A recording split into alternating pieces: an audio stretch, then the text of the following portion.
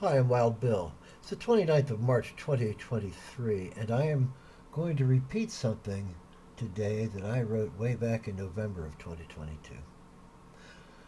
While working on a story idea, I came across a note at the bottom of the document. There was a poem from last year. Ozymandias Revisited.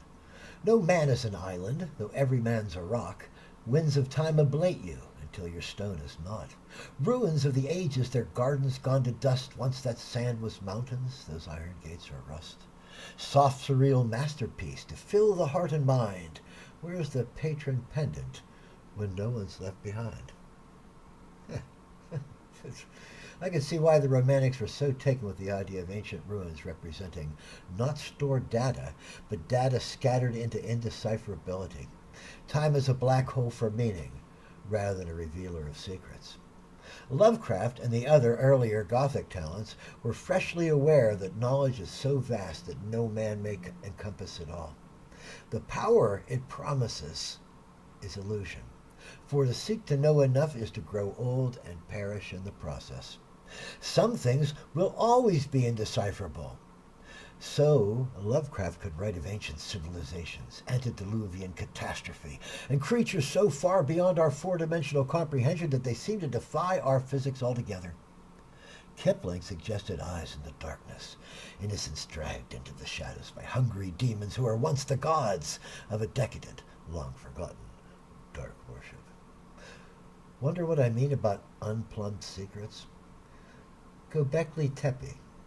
Evidence that pushes back in time our ideas about the rise of man. We don't know the why of it. We can speculate, like we speculated that Ceres was a water world with an atmosphere from the processed Hubble images.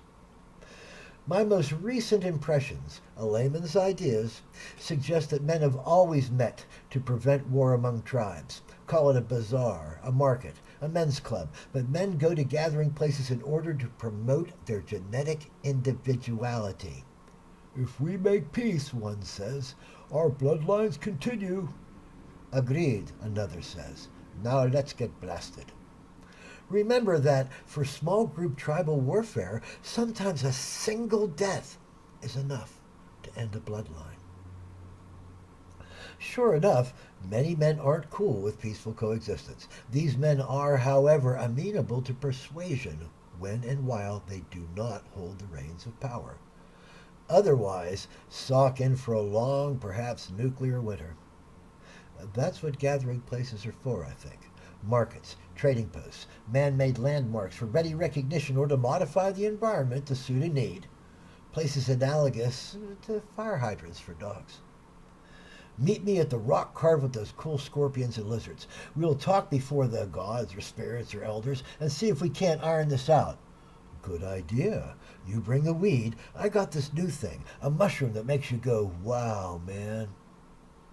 For the species, humans have only one race. Say it with me, the human race. It offers diversity, and some of your tribe's girls and boys might want a little something strange, and vice versa. That reverse eugenic tendency is our immune system's hidden superpower.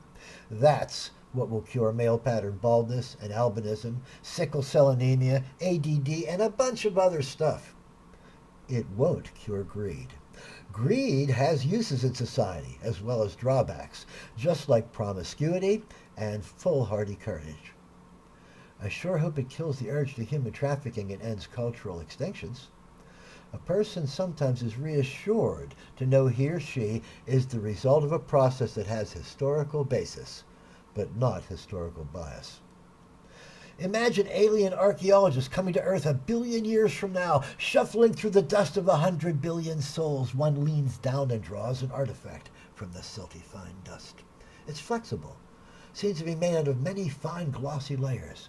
The strange language words on the object read, hustler.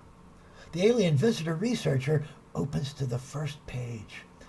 What hidden secrets, he wonders, will this lucky find reveal? And here's another vision. Two cavemen staring at what's left of the jug of berries they stored. One says, I'm not going to try it. The other says, give it here. Better poison than starvation. And so was born The Hangover or cheese. Wild Bill, 29th of March, 2023.